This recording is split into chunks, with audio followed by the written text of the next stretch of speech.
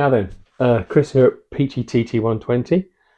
We are looking at a sort of what if, make believe northern DMU, or well, are they DMUs? Well, they're diesels, but they're not really multiple units. I guess these things are bus cars.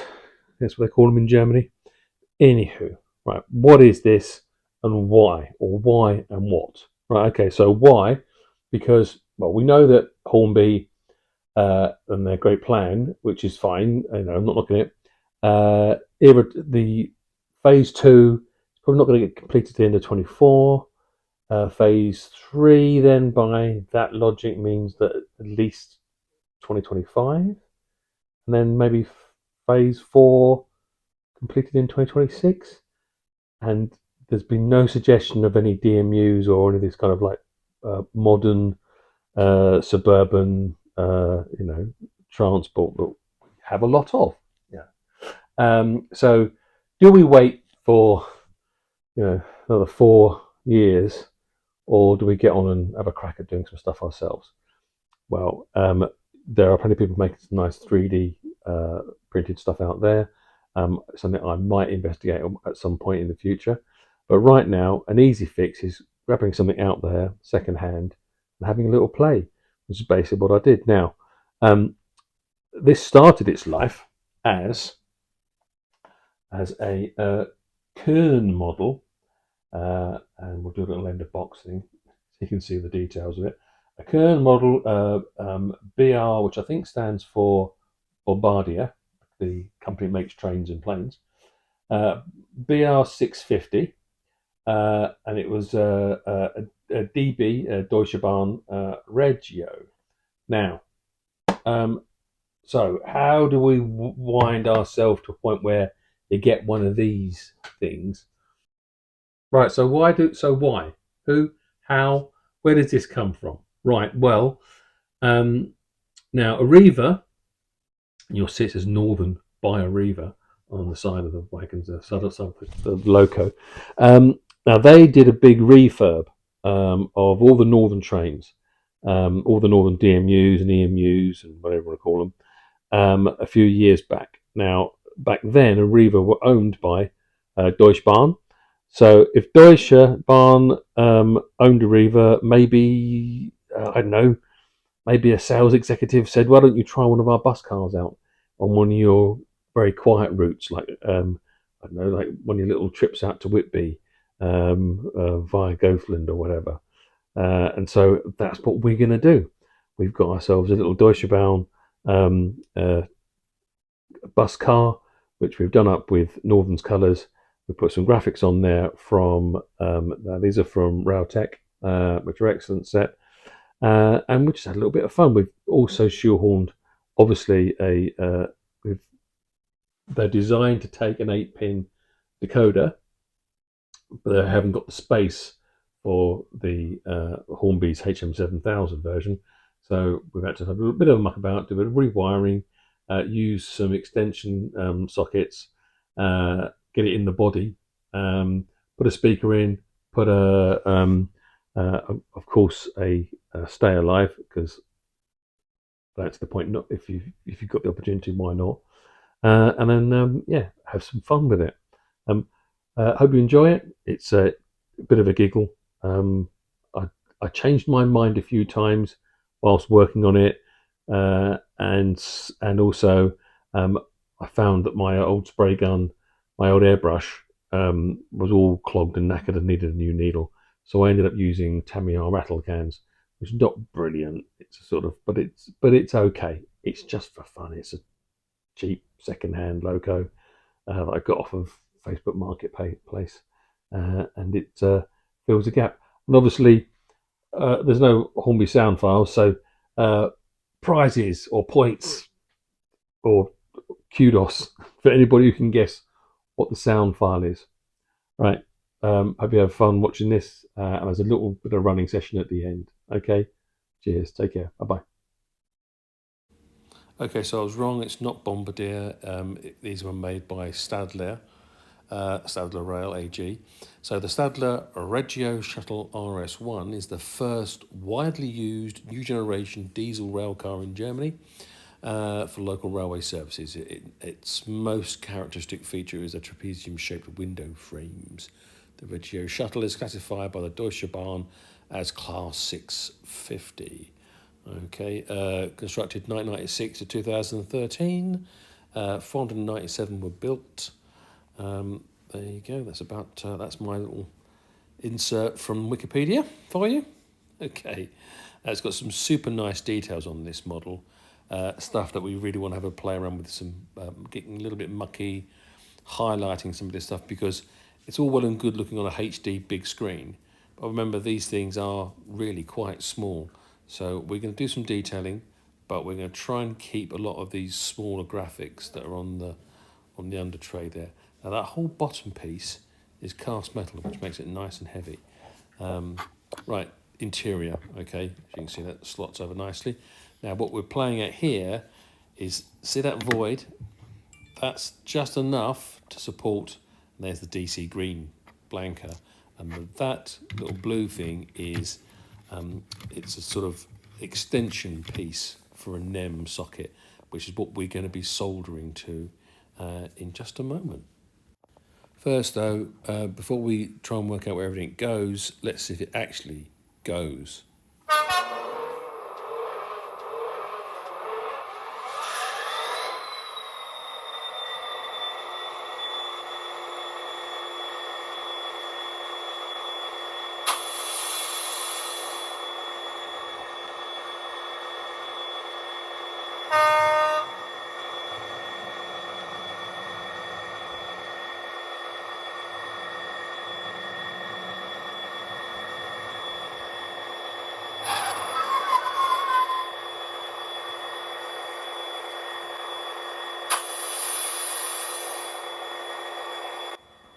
Okay, well that kind of, I think, proves the point. We can see that we've got the power pack and the batch and the speaker stuck in that little area above the motor, but we do need to find a spot for that big decoder. So that's what I'll be doing next. So these are the NEM 18 extensions, but they have 14 tags, and that's because some of them have use a common soldering tab. So you only need 14 wires between them, even though they're 18 pin.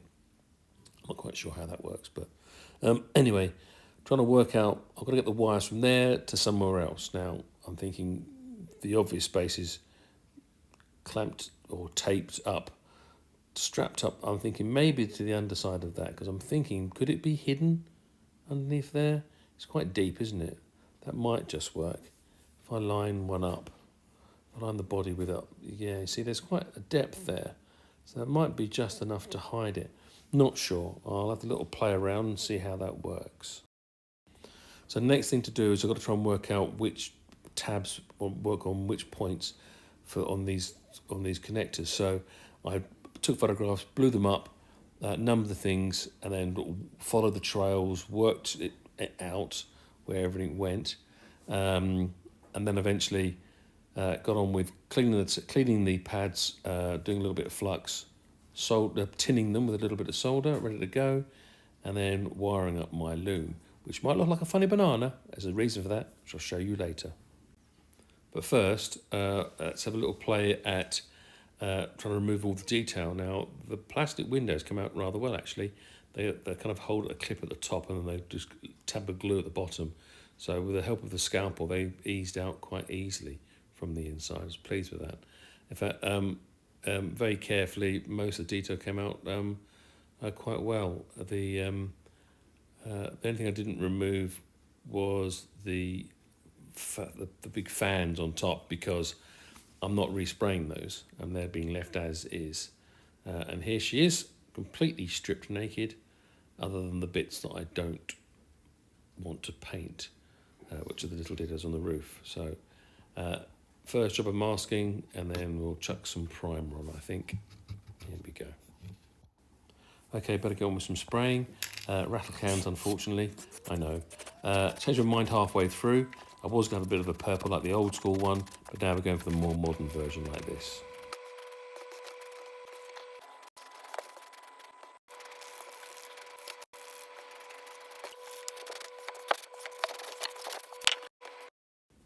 Now here comes the almost finished thing.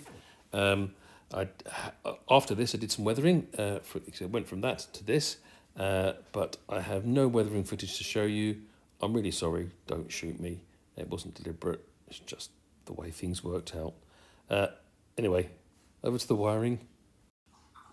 Okay, so here shows the reason of the banana shape. We've got to feed this through the middle between those gaps. You can see them there. And I've sanded down a little area to pull the cable through. This is where it will all end up in the end. But I think I can do a neater version than this. But it's reasonably tidy. It fits. And behind this black shroud, it all works. Although it's not ideal. It's not how I want to finish it. I am going to revisit this, I think. But anyway, let's go have some play. Let's have some fun.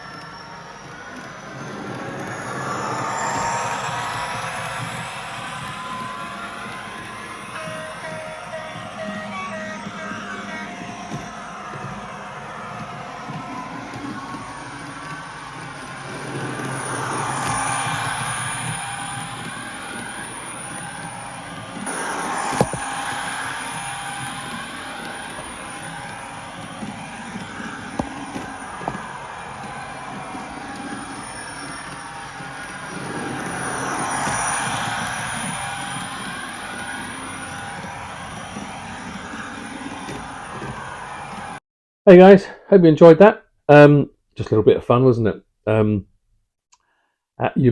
eagle-eyed amongst you may have noticed that I managed to get my hands on a second-hand pair of platforms to finish off the station. Hooray! We just had a bit of a giggle, really. I rather enjoyed running it. I'm rather tempted now to have a look at some of the other stuff I've got that's more Euro related and see if it can have the same kind of job done to it. What we got really? Okay, yeah. Of course, there's the affiliate links down below, which help support the channel. Liking and subscribing also helps support the channel. We still want to get to that magical 1,000. That's when we're going to have the prizes, the coaches. So yes, like and subscribe. Poke Peachy in the face, and here we go. There's a couple of videos for you to check out. Cheers. See you soon.